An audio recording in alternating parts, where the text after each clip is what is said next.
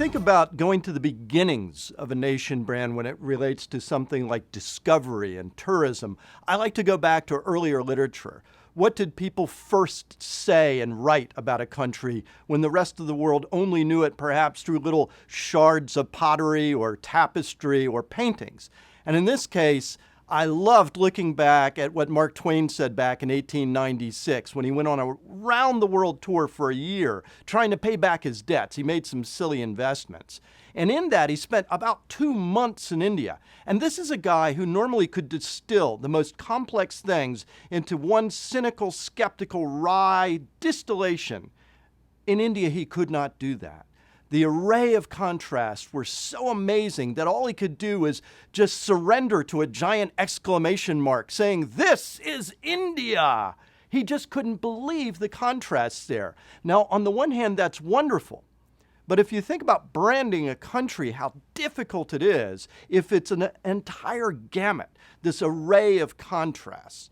So when India was trying to develop its tourism in a very much concerted effort with the government back in the early 2000s, Ogilvy and Mather worked with it to create this sort of exclamation point in awe of India called Incredible India.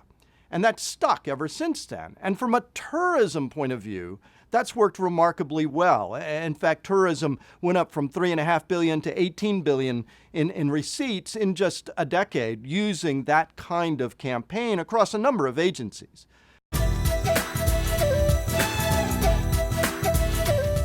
When you go to brand a nation, there are different constituencies who are really tugging at that brand and want it to work on their behalf.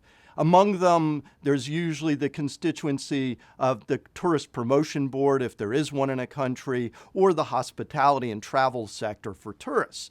But there is also the foreign direct investment and portfolio investment side. And they're very, very different in terms of emotional versus rational and how you want those audiences to view you. Something that you see as exotic and amazing and beyond control is wonderful for an adventurous tourist, but not such a great ride for an investor. And so I think one of the real challenges for an incredible India, which captured what makes India incredible for tourists, is a little bit uneasy in terms of foreign direct investment, where you actually want quite dull, quite predictable, quite boring, and growth. You want consistency, predictability, and growth. You don't want incredible India. You want, as one conference said, credible India when it comes to investment.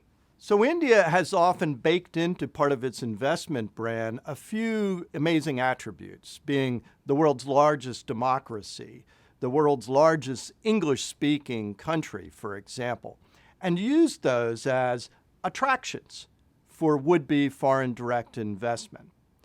There are a couple of problems with that. One, if you look at the world's most famous democracy, the United States of America, you find nothing but dysfunction at the moment. So actually leveraging democracy as expressed by Americans at this point may not be such a great brand attribute.